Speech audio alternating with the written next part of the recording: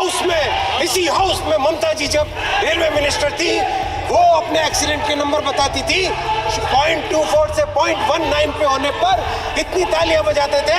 आज 0.19 से 0.03 इंडेक्स होने पर आज इस तरह के आरोप लगाते हैं। क्या है ये बात? ऐसे देश चलेगा क्या माननीय अध्यक्ष जी? देश चलाने के लिए रेलवे की सुधारने के लिए सबको सहयोग करना पड़ेगा। ये ऐसे नहीं चल सकता। कांग्रेस ने एक सोची समझी तरीके से, रणनीतिक तरीके से छोटे से छोटे विषय को अपने सोशल मीडिया की ट्रोल आर्मी के जरिए से और कांग्रेस के हैंडल्स ने उसको तुरंत उठाना चालू किया।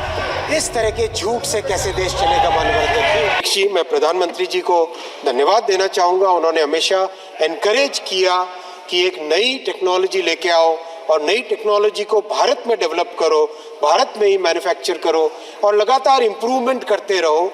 ये जो भावना है, ये एक भावना को ध्यान में रखते हुए सारा का सारा काम किया जा रहा है। माननीय अध्यक्ष जी, मैं इसके बाद में आऊँगा जो सबसे दूसरा बड़ा मुद्दा है पैसेंजर सेफ्टी का।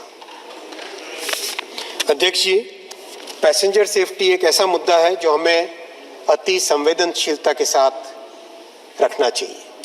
इसमें कोई राजनीति की बात नहीं होनी चाहिए और है भी नहीं। और मैं धन्यवाद भी दूंगा मान्यवर सांसदों को, पक्ष और विपक्ष दोनों तरफ के मान्यवर सांसदों ने बहुत ही एक प्रभावी तरीके से और कंस्ट्रक्टिव तरीके से इस विषय को डिबेट के दौरान रखा। मैं आपके समक्ष जो स्टेप्स लिए गए हैं उनकी बात करूंगा पहले, और उसके बाद में उसका जो रिजल्ट आया वो आपके सामने रखूंगा। माननीय अध्यक्ष जी, सबसे बड़ी जो समस्या थी भारतीय रेलवे में, अनमैन्ड रेलवे क्रॉसिंग्स की बड़ी प्रॉब्लम थी और उसके कारण हर साल कोई न कोई ऐसी दुर्घटना होती थी जिसमें कोई स्कूल बस, कोई ट्रक, कभी कोई स्कूटर अनमैन्ड लेवल क्रॉसिंग बिना व्यक्ति वाली फाटक से क्रॉस करते थे। माननीय अध्यक्ष जी, अच्छे फोकस्ड परिणामों के कारण, एक्शन के कारण 2019 में देश में करीब जो 9000 के आसपास अनमैन्ड लेवल क्रॉसिंग्स थी, वो सारी की सारी कंप्लीटली समाप्त कर दी गई। जगह जगह आरओबी बनाए, कई जगह गेट लगाया, कई जगह अंडरपासेस बनाए, वो कंप्लीट हुआ। वो एक बहुत बड़ा समस्या का कारण था, वो समाप्त हुआ।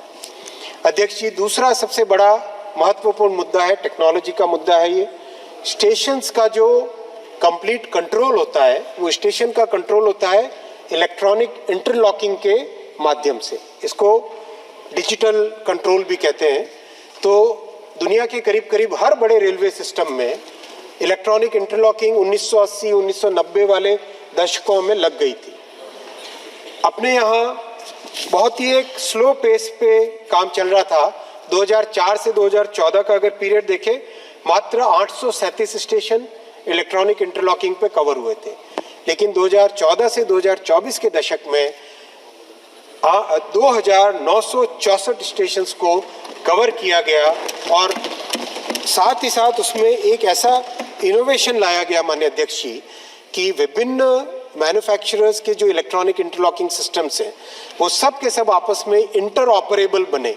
यानी एक मैन्युफैक्चरर का इंटरलॉकिंग ईआई सिस्टम है, वो और दूसरे मैन्युफैक्चरर का ईआई सिस्टम, वो दोनों आपस में इंटर ऑपरेबल बने। उसका इनोवेशन लास्ट ईयर किया और उसके बाद में अब देश के करीब करीब जो 8000 स्टेशन हैं हमारे, सारे के सारे स्टेशंस को कवर करने का कंप्लीट एक मिशन मोड में काम अभी चल रहा है माननीय अध्यक्ष जी।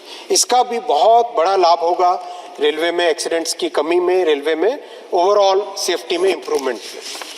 अध्यक्ष जी, तीसरा बड़ा काम हुआ, सब जगह करीब करीब पूरे देश में जो लोकोमोटिव्स हैं उनके अंदर इम्प्रूवमेंट करने के लिए एक नई व्यवस्था लाई गई और ये कई मान्यवर सांसदों ने उठाया, तो मैं इसमें थोड़ा डिटेल में आपके समक्ष रखना चाहूँगा। कवच की व्यवस्था, और कई मान्यवर सांसदों जी ने, कल डॉक्टर काकोली जी ने भी कहा कि जब ममता दीदी माननीय honourable chief minister of West Bengal जब थी यहाँ पर, रेलवे मिनिस्टर थी, तब एंटी कोलिजन डिवाइसेस लगाए थे। मैं इस विषय को बिल्कुल पॉलिटिसाइज न करते हुए बहुत स्पष्ट भाव से केवल तथ्यात्मक रूप से आपके सामने रखना चाहूँगा। माननीय अध्यक्ष जी, ट्रेन्स का प्रोटेक्शन जो होता है सेफ्टी का, उसको टेक्नोलॉजी को कहते हैं ATP, automatic train protection. ATP technology, इसको इस पूरी क्लास ऑफ टेक्नोलॉजी को एटीपी कहते हैं। सारी की सारी दुनिया में, चाहे आप जर्मनी लीजिए, फ्रांस लीजिए, बेल्जियम लीजिए, इटली लीजिए, जापान लीजिए, 1970 के दशक में, 1970 के दशक में एटीपी सिस्टम्स लगने लगे। 1980 और 1990 के दशकों में करीब करीब जितने भी बड़े रेलवे सिस्टम्स थे दुनिया के, सब ने करीब करीब अपने पूरे रेलवे नेटवर्क को एटीपी सिस्टम से कवर किया, और उसमें कई मॉडर्नाइजेशन होते गए। लेकिन एटीपी का माने ये होता है कि अगर ड्राइवर मिस कर जाए सिग्नल को, क्योंकि स्पीड बढ़ती जा रही है ट्रेन्स की, पहले 30-40 kmph की स्पीड्स होती थी, अब 100, 110, 120, 160 इस तरह से ट्रेन्स की स्पीड्स बढ़ती जा रही है। तो लोगों के जो ड्राइवर को सिग्नल को दिखने का समय होता है वो बहुत कम होता जाता है। बहुत स्वाभाविक है, तेज स्पीड से गाड़ी चली तो सिग्नल दिखने का जो समय होता है वो कम होता है। इसीलिए सारी दुनिया ने 1970, 1980 के दशकों में ये टेक्नोलॉजीज लगाई। अनफॉर्चुनेटली 58 साल के कार्यकाल में भी कांग्रेस के ये टेक्नोलॉजी 2014 तक भारत के एक भी किलोमीटर रेलवे नेटवर्क पे नहीं लग पाई। मैं धन्यवाद तो दूंगा कि कई एक्सपेरिमेंट्स किए, लेकिन किसी भी एक्सपेरिमेंट के पीछे जो मेन फोकस होता है वो एक्सपेरिमेंट, और जिस एक संवेदना के साथ बहुत ही एक तरीके से एक प्रोजेक्ट को या किसी भी एक नए टेक्नोलॉजी को लाना होता है, वो भावना के साथ नहीं किया गया। जब एंटी कोलिजन डिवाइसेस लाए गए 2006 में, करीब करीब 1,500 किलोमीटर लंबे ट्रैक्स पे लगाए गए थे। लेकिन अध्यक्ष जी, किसी भी सेफ्टी सिस्टम का प्राइमरी पॉइंट होता है SIL certification, safety integrity level का सर्टिफिकेशन। अध्यक्ष जी, इंडस्ट्रियल वर्ल्ड में मैं चूंकि एक इंजीनियर हूं और ये इसी दुनिया से आता हूं, मेरा राजनीतिक अनुभव बहुत कम है, न के बराबर है। इस दुनिया में अध्यक्ष जी, safety integrity level 1, level 2, level 3 और लेवल 4 ये एक प्राइमरी चीज होती है किसी भी सेफ्टी सिस्टम में। अनफॉर्चुनेटली एंटी कोलिजन डिवाइसेस का कोई सेफ्टी सर्टिफिकेशन था ही नहीं, और लगाने के बाद में करीब करीब 7 साल तक उसको सुधारने की कोशिश की गई, लेकिन 2012 में उसको फेल घोषित करके उसको अबैंडन कर दिया गया था। मैं इसमें कोई राजनीति की बात नहीं करना चाहता। ये काम करने की जो पद्धति है, रेलवे जैसी इंपॉर्टेंट सिस्टम को जो फोकस देना चाहिए वो फोकस नहीं था, और वो फोकस आज है। ये मैं स्पष्ट तौर पे रखना चाहूँगा अध्यक्ष जी। इसीलिए एक सेकेंड अध्यक्ष जी, इसीलिए मोदी जी ने जिम्मेदार लेते ही, मैं आऊँगा फैक्ट डेटा पे आऊँगा, अभी आपको डेटा पे दूंगा, उसके बाद में आप चुप हो जाएंगे भाई। अध्यक्ष जी, इसीलिए मोदी जी ने 2014 में जिम्मेदारी लेते ही सबसे पहले 2015 में ऑटोमेटिक ट्रेन प्रोटेक्शन सिस्टम को डेवलप करने का उन्होंने संकल्प लिया। 2016 में कवच के पहले ट्रायल्स हुए, इसका नाम तब TCAS था, ट्रेन कोलिजन अवॉइडेंस सिस्टम, जो कि एक जेनेरिक टर्म है। 2019 में इसको सर्टिफिकेट मिला। ये सर्टिफिकेट इतना डिफिकल्ट होता है, SIL level 4, SIL 1, SIL 2, SIL 3, SIL 4 highest level का सेफ्टी का सर्टिफिकेशन होता है। 3 साल लगे उस सर्टिफिकेट लेने के लिए। कई तरह के ट्रायल्स किए जाते हैं, कई तरह के टेस्टिंग किए जाते हैं, कई कंडीशंस में उसको टेस्ट किया जाता है। 2019 में कवच का सर्टिफिकेशन कंप्लीट हुआ।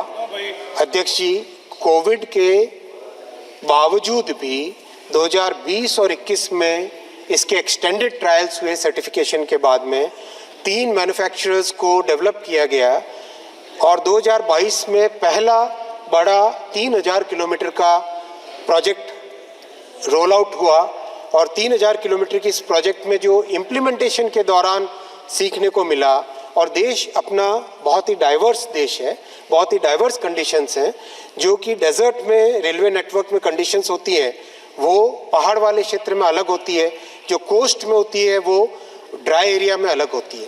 इसीलिए इन सारी कंडीशंस को ध्यान में रख के, उन सब को समझ के 2024 के 17 जुलाई को कवच का वर्जन 4.0 RDSO जो हमारी सेफ्टी और रिसर्च की संस्था होती है, उसने कवच का वर्जन 4.0 अप्रूव किया, 4.0 अप्रूव किया।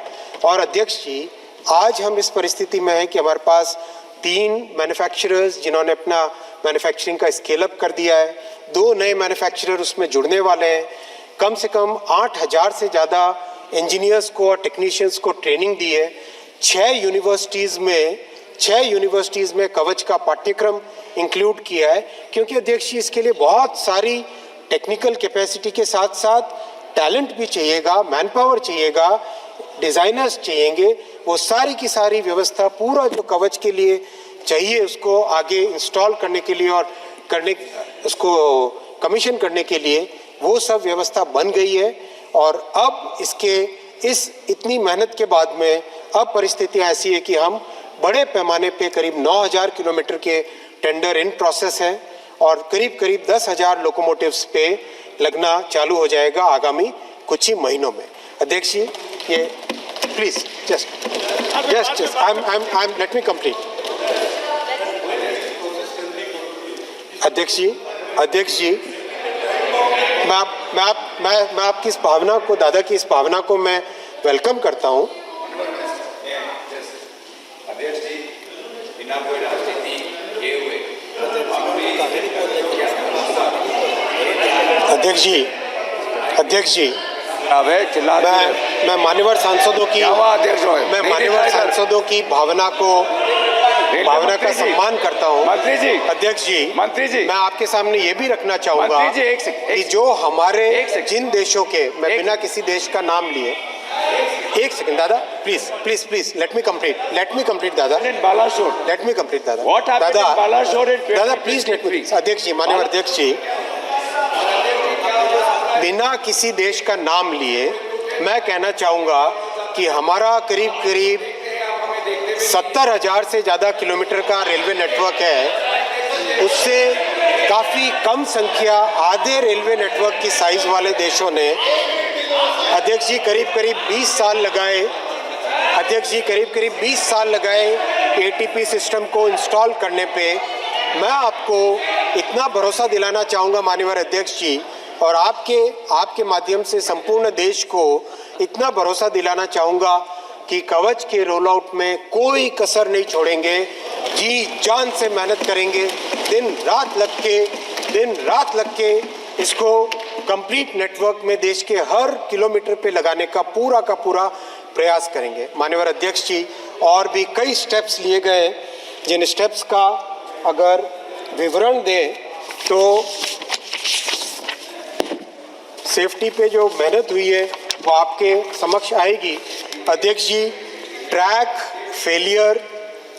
फेलियर सबसे बड़ा विषय होता था, इसीलिए ट्रैक्स पे बहुत फोकस करके आप देखें यूपीए के 10 वर्षों में करीब 32,000 किलोमीटर का ट्रैक का रिन्यूअल होता था, उसकी जगह 43,000 किलोमीटर का रिन्यूअल हुआ एनडीए के 10 वर्षों में।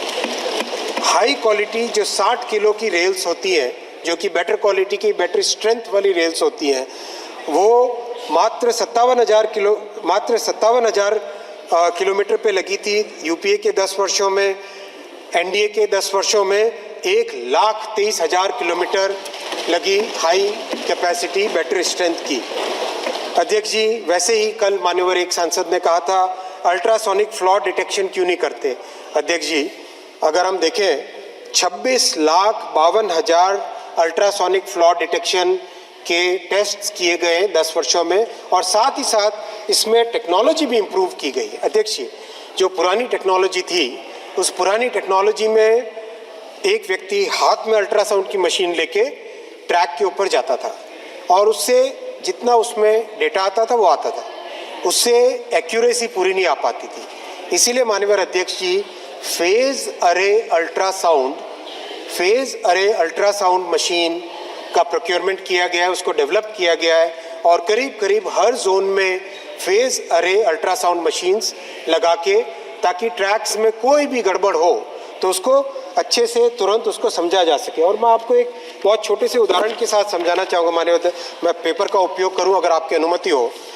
ट्रैक में क्या होता है कि जैसे मान लो ये पेपर है, इस पेपर को आप खींचे कुछ नहीं होता, लेकिन अगर एक छोटा सा इसके अंदर कोई फ्रैक्चर हो जाए तो हल्का सा प्रेशर लगाने पर भी ट्रैक के फ्रैक्चर्स हो जाते थे।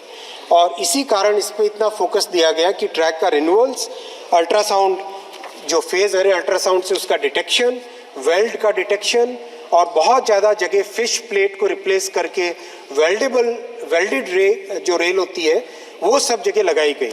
और उसका रिजल्ट आया माननीय अध्यक्ष जी, अगर हम 2013-14 में देखें तो करीब 2500 के आसपास रेल फ्रैक्चर्स होते थे, करीब 2500 के आसपास रेल फ्रैक्चर्स होते हैं। यही संख्या 2023-24 तक आके मात्र 383 रह गई है, यानी 85% रिडक्शन रेल फ्रैक्चर्स में हुआ। और इसको भी बिल्कुल ज़ीरो की तरफ ले जाएं, वैसा हम सब का प्रयास होना चाहिए, आपका भी हमारा भी, हम सब का प्रयास वो होना चाहिए। और उसके लिए जो भी टेक्नोलॉजी लगे, जिस भी तरह की व्यवस्था बनानी पड़े, जो भी इन्वेस्टमेंट करना पड़े, वो हम सबको करना चाहिए। माननीय अध्यक्ष जी, LHB कोचेस बहुत ही सेफ कोचेस होते हैं, उसकी टेक्नोलॉजी इस तरह से है कि एक से दूसरे कोच पे नहीं चढ़ता। और ये मैन्युफैक्चरिंग LHB कोचेस की जितनी हो सके करनी चाहिए। और इसीलिए अगर हम देखें, यूपीए के 10 वर्षों में मात्र 2300 LHB कोचेस बने थे, और NDA के 10 वर्षों में पहली और दूसरी टर्म मोदी जी की, उसमें 37,000 LHB कोचेस बने, 37,000। इतना बड़ा फर्क आया, इतना बड़ा डिफरेंस आया। लेकिन अध्यक्ष जी, हमें प्लीज हमें अध्यक्ष जी इस पे भी नहीं रुकना है, हमें इस पे भी नहीं रुकना है।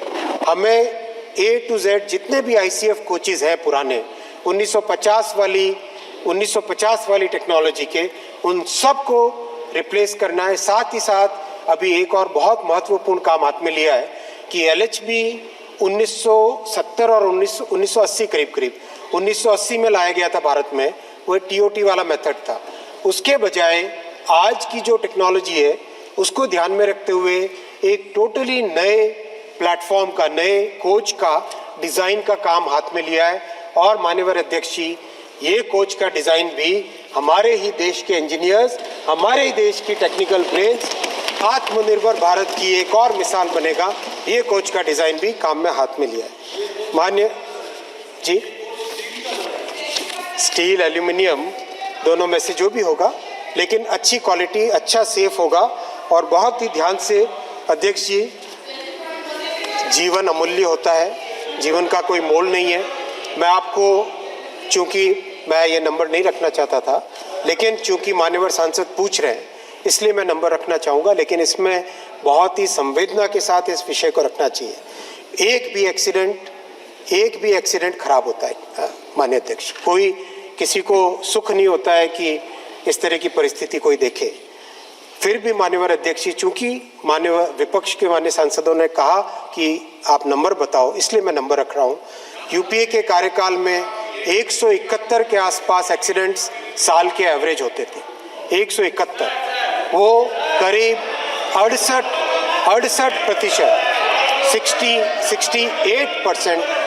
68% कम हुए हैं। अभी भी अध्यक्ष जी, हमें उस पे कहीं कोई संतोष नहीं करना चाहिए, कहीं भी संतोष नहीं करना चाहिए। पक्ष हो, विपक्ष हो, अपक्ष हो, कोई भी हो, हम सबको मिलके एक विषय पे, सेफ्टी के हर विषय पे पूरा दिल, जी जान से, जितनी हमारी बुद्धि है, जितनी हमारी मेहनत है, जितना भी हम प्रयास कर सकते हैं वो पूरा प्रयास करना चाहिए। और वो प्रयास करने के लिए हम कटिबद्ध हैं, संकल्पबद्ध है और कैसे भी उसको हर तरीके से उसको रोकने का पूरा प्रयास रहेगा। इसमें कहीं कोई संशय नहीं है, कोई संशय नहीं है।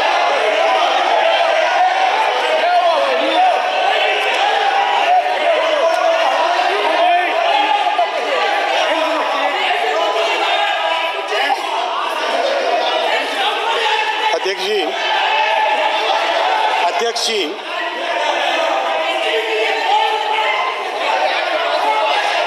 अध्यक्ष जी जो इस तरह से बोल रहे हैं वो उनको पूछिए कि वो 58 साल के अपने राज में 1 किलोमीटर पर भी एटीपी क्यों नहीं लगा पाए, क्यों नहीं लगा पाए 1 किलोमीटर भी एटीपी।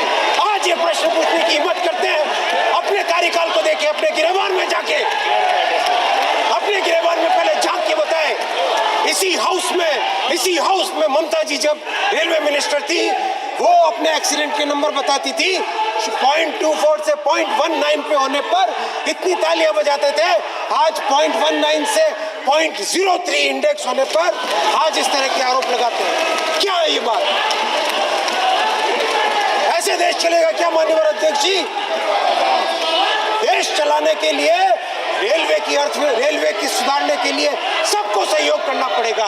ये ऐसे नहीं चल सकता। माननीय अध्यक्ष जी जब इतनी बात कर रहे हैं, मैं एक और बात करना चाहूंगा। विपक्ष के कांग्रेस ने एक सोची समझी तरीके से, रणनीतिक तरीके से छोटे विषय को अपने सोशल मीडिया की ट्रोल आर्मी के जरिए से इस तरह से उठाना चालू किया। अयोध्या जी के स्टेशन में पुराने स्टेशन की पुरानी दीवार थी, वो जब थोड़ी सी उसमें डैमेज हुआ तो समाजवादी पार्टी और कांग्रेस के हैंडल्स ने उसको तुरंत उठाना चालू किया। इस तरह के झूठ से कैसे देश चलेगा माननीय अध्यक्ष जी? 2 करोड़ पैसेंजर्स डेली यात्रा करते हैं। क्या उनके मन में ये भय भरना चाहते हैं? अध्यक्ष जी, मैं आपके समक्ष 12 लाख रेलवे एम्प्लॉई जो दिन रात मेहनत करते हैं, मैं रिक्वेस्ट करूंगा आप सब ताली बजा के पेट के उनका दम दिखाएं, उनको हिम्मत बढ़ाएं। पूरा देश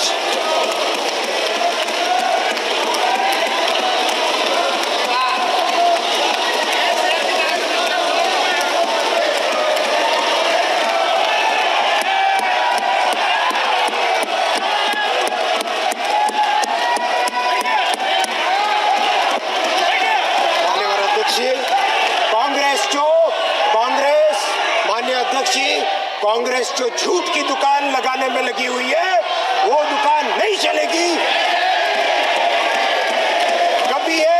कभी ये फौज को नीचा दिखाने का काम करते हैं और कभी रेलवे को नीचा दिखाने का काम करते हैं।